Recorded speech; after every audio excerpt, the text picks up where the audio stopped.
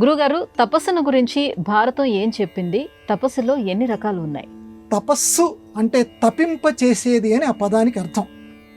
తపింప చేయటం అని అంటే మనం మామూలుగా ఒంటికి ఏదైనా బాగా లేకపోతే ఈనాటి పరిభాషలో చెప్పాలంటే ఏసీల్లో కూర్చొని అమ్మయ్య అని అనుకుంటాం.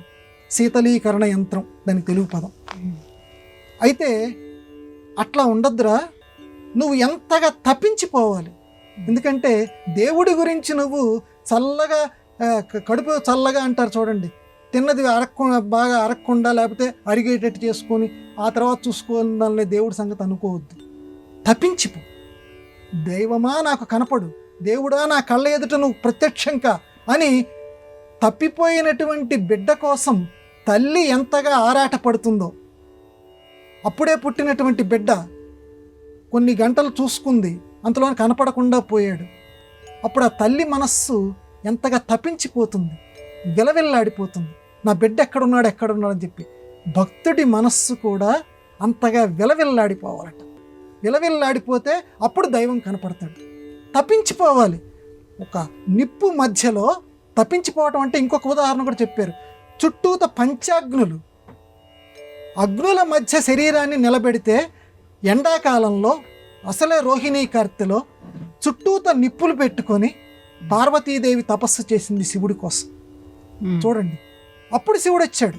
అంటే పార్వతిని మన జీవుడి కింద ప్రతీక కింద తీసుకుందాం. నిజానికి ఆవిడకి తపస్సు చేయాల్సిన అవసరం లేదు, కానీ మీరంతగా తపించాలి అని చెప్పటం కోసం. అంటే తపస్సులో మనం పద్ధతులు చెప్పుకుంటున్నాం అనమాట అండి.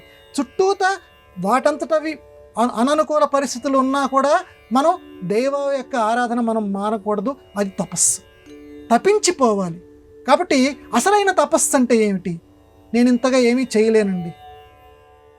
భారతం మనకి సులువైన ఉపాయం చెప్పింది. నేను ఇంతగా నిప్పులు పెట్టుకొని నా వల్ల కాదు, నా శరీరం దానికి సంసిద్ధం కాదు. అయితే ఏం చేయాలి? నువ్వు ఒక్క పని చేయి. ఇది తపస్సే అంది మహాభారతం. ఏమిటా తపస్సు? తపస్సులో ఇంకో పద్ధతి, నీ ధర్మాన్ని నువ్వు పాటించు. చాలా చిన్న వాక్యం చెప్తుందమ్మా. నీ ధర్మాన్ని నువ్వు పాటిస్తే తపస్సు చేసినట్టే లెక్క. అంటే ప్రతివాడికి కూడా వాడు పుట్టిన తరువాత రకరకాల ధర్మాలు పెరుగుతున్న కొద్దీ ఉంటాయి. కుమారుడిగా ఒక ధర్మం ఉంటుంది, కొంత వయసు వచ్చిన తర్వాత పెళ్లి చేసుకుంటాడు, భర్తగా ఒక ధర్మం ఉంటుంది, తన కన్న తండ్రిని చూసుకోవాల్సినటువంటి ధర్మం ఉంటుంది, ప్రేమని పంచవలసినటువంటి ధర్మం ఉంటుంది, సమాజం పట్ల చూపించవలసినటువంటి ధర్మం ఉంటుంది. ప్రతి వాళ్ళకి మన సనాతన ధర్మం చెప్పింది. ఒక్కొక్క అవస్థలో ఒక్కొక్క ధర్మాన్ని పాటించాలి ప్రతివాడు కూడా. ఆ రకంగా నీ చుట్టూతో ఉన్నటువంటి ఆచారాలు ఏవైతే ఉన్నాయో మన ధర్మాన్ని మనం ఆచరిస్తూ ఉంటుంటే స్వధర్మే అని చెప్పి మనం భగవద్గీత కూడా మనకు చెప్పింది. కాబట్టి స్వధర్మం స్వధర్మం స్వధర్మం.